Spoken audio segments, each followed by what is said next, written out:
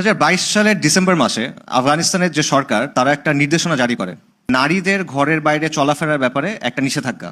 যদি 45 মাইলের ভেতরে হয় তাহলে মহিলারা একা বের হতে পারবেন, কিন্তু যদি 45 মাইলের বাইরে হয় তাহলে তারা একা বের হতে পারবেন না, ঘনিষ্ঠ পুরুষ আত্মীয় থাকা লাগবে সাথে করে। 45 মাইল ইজ অ্যাবাউট 72 কিলোমিটারের মতো। 2022 মার্চে আরেকটা নির্দেশনা তারা জারি করে, সেটা হলো কোনো ডোমেস্টিক ফ্লাইটে বা ইন্টারন্যাশনাল ফ্লাইটে নারীরা একা যেতে পারবে না, তাদের সাথে ঘনিষ্ঠ পুরুষ আত্মীয় লাগবে, মাহরাম লাগবে বেসিক্যালি। তখন এটা নিয়ে ইন্টারন্যাশনাল মিডিয়াতে অনেক সমালোচনা হলো। এটা একটা বৈষম্য, এটার মাধ্যমে নারীদেরকে ঘরে বন্দি করে রাখা হচ্ছে, তাদের ব্যক্তি স্বাধীনতায় হস্তক্ষেপ করা হচ্ছে। নারী বাইরে যাবে, আপনি বাধা দিচ্ছেন কেন? এটা তার ব্যক্তি স্বাধীনতায় হস্তক্ষেপ। এটা শুধু নারীর জন্য কেন? এটা তো পুরুষের জন্য হইতে পারে, আপনি শুধু নারীর জন্য কেন করতেছেন? এটাও একটা বৈষম্য হচ্ছে এখানে। এই আফগান সরকার বা এর আগে সৌদি সরকার, তারা এটার পক্ষে যুক্তি কি দিছিল? যুক্তি ছিল এটা ইসলামের একটা বিধান, এটা ধর্মের একটা বিধান, অর্থাৎ তারা ধর্মীয় একটা যুক্তি দিচ্ছে। এখানে একটা আপত্তি আসে যে সরকার কি আমাকে জোর করে ধর্ম পালন করাবে কিনা, সরকারের কি দায়িত্ব কিনা আমাকে মুত্তাকি বানানোর, আমাকে নামাজি বানানোর। আমরা যেই সমাজে বড় হয়েছি, যেই ব্যাকগ্রাউন্ড থেকে আমরা বেশিরভাগ মানুষ আসছি, ফর এক্সাম্পল আমি নিজে ব্যক্তিগতভাবে যেখান থেকে আসছি, সেই সব জায়গা থেকে এই যুক্তিগুলো আসলে খুবই ভালো যুক্তি, শক্ত যুক্তি। সমস্যাটা হলো এই যুক্তি সব তো ভালো লাগতেছে, বাকি ওই অবস্থানটা তো ইসলামের জায়গা থেকে সঠিক। আপনি যদি ইসলামের অবস্থান দেখেন, চার মাযহাবের অবস্থান দেখেন, চার মাযহাবের অবস্থান হলো নারী যদি নির্দিষ্ট দূরত্বের বাইরে যায় সে একা যেতে পারবে না, তার সাথে মাহরাম থাকা লাগবে। এই নির্দিষ্ট দূরত্ব কতটুকু এটা নিয়ে মতপার্থক্য আছে, কিন্তু একটা নির্দিষ্ট দূরত্বের বাইরে গেলে সাথে পুরুষ অভিভাবক লাগবে, এই ব্যাপারে সবাই একমত।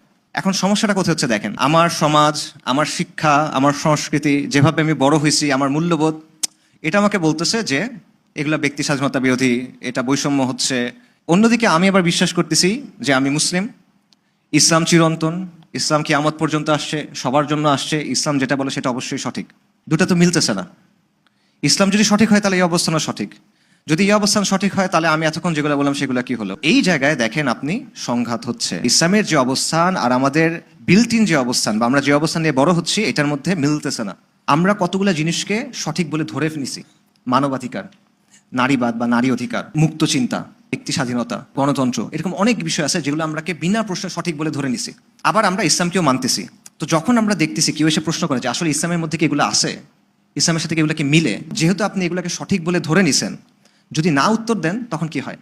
কিছু মানুষ যখন দেখে যে না আসলে ইসলামের সাথে এটা মিলতেছে না, মানবাধিকারের অনেক কিছু ইসলামের সাথে মিলতেছে না, নারী অধিকারের অনেক কিছু ইসলামের সাথে মিলতেছে না, তখন তাদের অবস্থা কি হয়? তারা ইসলাম থেকে বের হয়ে যায়, মুরতাদ হয়ে যায়। আরেকটা অংশ কি করে?